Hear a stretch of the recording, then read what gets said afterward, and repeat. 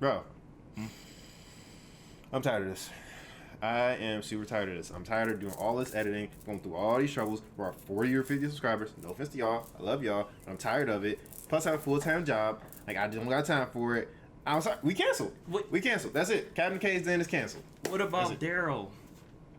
Our producer? What about Daryl? The show is called Captain K's Den. I don't care if Daryl bought the camera, bought the microphone, bought the lights, paid for everything. It's my show, okay? So, to this my show, I'm gonna do what I want to do. And I'm telling you right now, man, what I want to do is make more podcasts. I don't know why you're tripping over here. I'm sitting here trying to make podcasts, and here you come talking about something. I'm tired, Kay. I got a job at Amazon. Like, no, nobody got time for that, all right?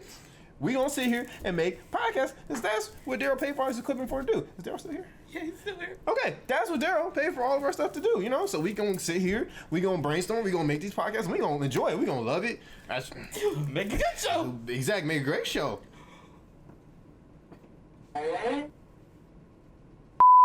Yo, welcome back to an episode of Captain K's Den. Alright, we have a lot to talk about. A lot. DC FanDome. Woo! Bro. They came at us, bro. They did. They came. I was so... No remorse at all. I'm like... It's what we needed during this rough 2020, though. Yeah. They came swinging. They do. What you want to hop into first? Because all of it, I'm excited for. Man.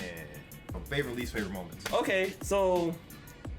Absolutely favorite is... Definitely Suicide Squad Kills the Justice League, because that came out of nowhere for me. I'm so hype. You might die. I'm just saying. It's super bad. I had like a cold sweat when you said that. I'm like, what? He was looking pretty vicious. He really was, and like... Yeah, I mean, we're just Deadshot, Captain Boomerang, Harley Quinn, and King Shark. And they, like, even they know. They're like... Right, they were like, who we gotta kill? He was just like, it cuts out. Because he knew, like, if it was anybody else. Or least favorite. Because I can't say worst part, yeah. for sure. Probably the trailer they used for Wonder Woman 1984 for this, because I feel like they gave a little bit more. They did, yeah. Yeah, and it's like, I don't know if anyone else noticed it, but I feel like they actually gave away a bit more of the story than they should have. Like, for the reason for why things are the way they are. And that's why it's my least favorite. Okay, gotcha. Yeah. Other than that, I'm still like super excited to see the movie and stuff. Let's see. Funny enough, least favorite for me was Suicide Squad. Alright, I'm gonna tell you what, I had nothing against the game at all. Alright, so Arkham Knight came out in what, 2016, I think, maybe? Yeah. Somewhere around there. It's 2020. Yeah. That means this game's been developed for 4 years. Like, they've publicly been saying, we've worked on this game for years, and that's why they didn't announce it at E3, and they were just like, we'll show you the game when it's ready. They didn't show. Why did we get a cinematic trailer then? Like, if that's all you were going to give us, you could have just not shown us anything again, you know? Like, I can see your disappointment. I was so mad. Like, my favorite part was the Snyder Cut trailer. I knew you were gonna say that. I was so excited when I saw that trailer. Also, that Snyder trailer gave me chills in a way that the Justice League movie should have. Mm-hmm, right. Like, this guy, I saw one meme on the internet, and I was like, it sucks because it's right. He's like, that whole trailer. Yeah, I saw it. It was better than the entire Justice League movie. I'm like, he's not wrong. Yeah, though. it's like, I mean, But the most surprising thing for me was, I can't remember the name. It's They right. announced that they are basically reviving the line of comics that have Static and Icon and Rocket. Yeah. Ooh. Yeah, they're reviving that, and they announced that they are in serious talks of making a live action Static Shock movie. So those moments got me pretty hyped. Oscar winner John Ridley joins forces with artists, I don't know how to pronounce that name, for a new Batman mystery. And the thing is, the person who's going to be Batman is black. is it black? Is black. So it might be Lucius, not Lucius, it might be Lucius' son, or it might be Duke, but yeah, Batman will be black. Batman will be black. Okay, so this was my absolute favorite part about DC FanDome. It's the unfortunate part you did not get to see. And I And think you were at work. Okay, so they had like the thing I loved about this was it didn't make me just happy and proud to be a DC fan. It made me happy and proud to be a black DC fan. That was the thing that just made the entire event for me. So they had panels just like at Comic-Con. Right. One panel they had, I don't remember the name of it. If anybody does know, you can drop in the comments. But it was basically a panel of like different race people, mostly black, but different race people, all talking about their experiences in the industry and how they affect people's lives by playing these characters. They had Candace Payton, the one who plays Iris West, Right. the one who plays Thunder and Black Lightning, her Asian girlfriend. They had Estelle, who was hosting it, the one who plays Garnet in Steven Universe. They had the one who's playing Blackfire, the one who's playing Starfire. Trying to think who else. The one who's playing not Catwoman, Batwoman in the next season. They had since the character switch. They had Megan Good, who played, I forgot her name, but she was in Shazam. She played the black one. Trying to think, I miss anybody? Oh, they had somebody from Legend of Tomorrow. I haven't seen Legend in so long, so it's a character I don't know. But Really? She's Indian. Yep. So they had all of them for this panel, and it was so awesome. They were just talking about, their experiences and all that stuff. And it was like great. they were talking to each other? Or? Yeah, it was a big video group call. Oh, nice. Or did it feel like you were almost doing a virtual experience of a... Yes, bro. Really? It felt like a virtual Comic-Con straight That's up. what I was hoping for. It did. It felt amazing. And then the thing I really liked about it is like they showed something. Like somebody was like, I saw on Twitter, somebody was like, everyone over acting like DC killed it, but forgot these movies exist. Talking about Doctor Strange, Multiverse Madness, Blade, something else. I'm just like, ain't nobody forget they exist. No, but at least just... DC gave us concept art. Like they have not done anything for the Flash. Exactly. But they gave us concept art still. And then of course they announced the 2 Batmans are gonna appear in Flash. Like that's the type of stuff we need. Like you haven't filmed anything, that's fine. You communicated something to get us excited. Let us know and keep it excited. that it's still a work in progress. Yeah. That's still alive. It's not because like right now we just have titles from Marvel. That was exactly what I said. And it just feels like it's at a standstill because we don't know when production will actually be able to go. Exactly. And it's just like we live in the States, not New Zealand, so. Right. That's exactly what I said. When I retweeted it, I was like, ain't nobody forget these movies exist. But for Marvel, all we have are title cards. At least DC like, gave us concept if art. we were playing Uno, maybe I'd be excited. So I was so happy about that. It legit just gave us a little hope, you know? Yeah, it did. And then, the show behind scenes of Suicide Squad. Even Black Adam had like... So, it had something. It had like a weird drawn teaser, which was still awesome. Yeah, and they even confirmed who the Justice Society is inside Black Adam. They confirmed Justice Society will be in Black Adam, which Justice Society members will be in Black Adam, and they gave us a whole thing showing us his suit with the design for it was awesome. They did hype up. Right. Like this is about to be the ultimate DC. Y'all don't want to miss it. I'm just like, y'all talking out your ass. I'm like I just so for you to come at me like that. Hold on a second. Let me compose myself. Was she really throwing back? That's how it was though. DC over here, I'm gonna back that ass up for you. I'm just like, you ain't backing up. You don't even have an ass. How you go? Wait a minute. I didn't know what to do with it. So the thing we have not talked about that we both love, that Batman trailer though.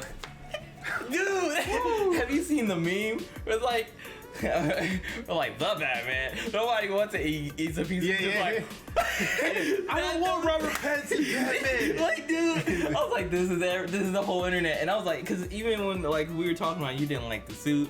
I love the muscle car when they first showed that because I was like, that's taking it back. The only thing I didn't like when they first showed everything about him was his cowl. I don't like how it's like.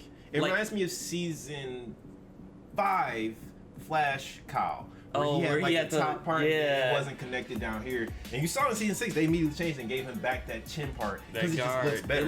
It looks like if he was literally fighting crime for real, it would be like, and like I didn't like that. Bruce Wayne.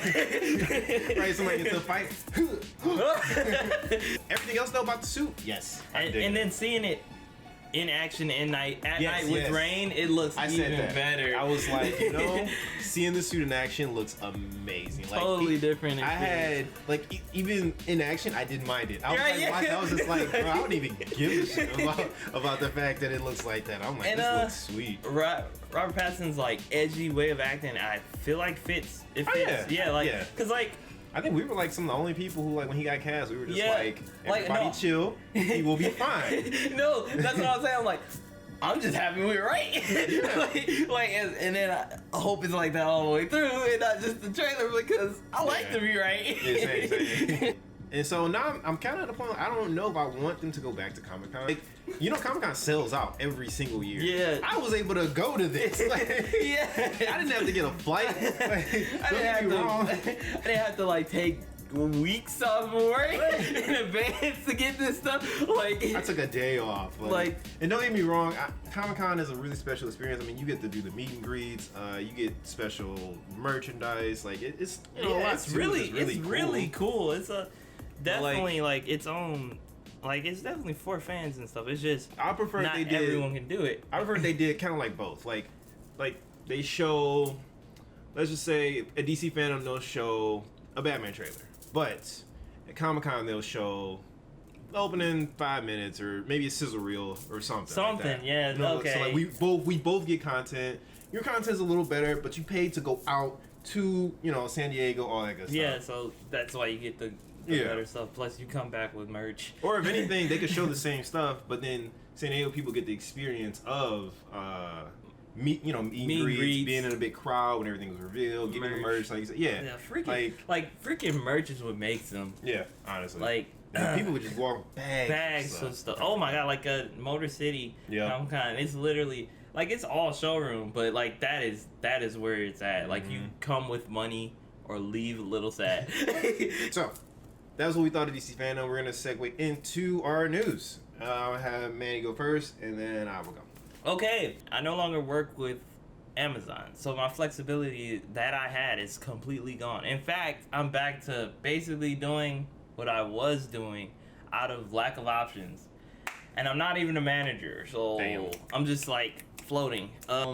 What did happen at Amazon, I will say it was just a conflict of interest, personal safety. It was an experience where I was attacked verbally and threatened because of the color of my skin in an area I wasn't comfortable with, and my my manager was super supportive, but the owner of the company that I work for wasn't as flexible with the idea of me moving to safety because of the time of day, because of how much my route had on it. Wild. Yeah, so my route was more important than my life is what I got from it. And because of that, I just couldn't work for him. I'll say congrats. Thank you. I'd rather, you be safe and broke than, right? Instead of rich and broke. Right. I do not need to see him on the news. Black man attacked in white village, delivering Amazon packages. Like, that sounds familiar. I better check on my brother. You what? Right, I'll put my mask on. We gotta handle this. We take care of our own here. The vengeance pack. It's a new wave of vigilantes. My news is next week is my last week as a assistant customer service manager. He actually just found that out. Yeah, this is excitement. Kaylin, what is going to be your next step in life? So I won't say it's a promotion because it's kind of a demotion, but it's not at the same time. I applied a while ago. I applied to be the leader of the fuel department, so I'll be in charge of the whole gas station in Kroger, well, in front of Kroger. But I'm happy for you too, because this is another level of stress just chalked off the old block. It is, like, so I went from being in charge of, 10 or 12 cashiers and 15 or 16 baggers, majority of them teenagers, 15, 16, 17-year-old teenagers. I I love just you guys when you watch this, but God, like, I feel like this is like a cutback to like our first 3 or 4 podcasts. Teenagers. Then also, this is great for you guys. Like, I have to restock the fuel station. I have to, you know, make sure my signage is updated. And all the, you know, technical stuff, the manager stuff. I'm gonna do that, but that won't take my whole shift. The way I see it, I'll probably need about 4 hours to do that, and I'll spend the other 4 hours editing podcasts. But yeah, so that's our news, guys. And we're doing podcasts. Okay, so what we're gonna try to do 2 a day. Like, whenever we do film, we'll try to film 2. So that way I can, because now I have time to edit more, so then I could just edit one, get it scheduled, edit another one, get it already scheduled, and then by the time those are getting ready to go out, we'll have already filmed the other 2 and keep that flow going. I just gotta figure out what's going on with his schedule, so then Yeah. we can coordinate, because I can make my own schedule. Yeah. But that'll be it for today's episode, guys. Stay tuned, but look out for our next episode. You'll see the topic when we talk about it. And until then, we will see you in our next one. Peace.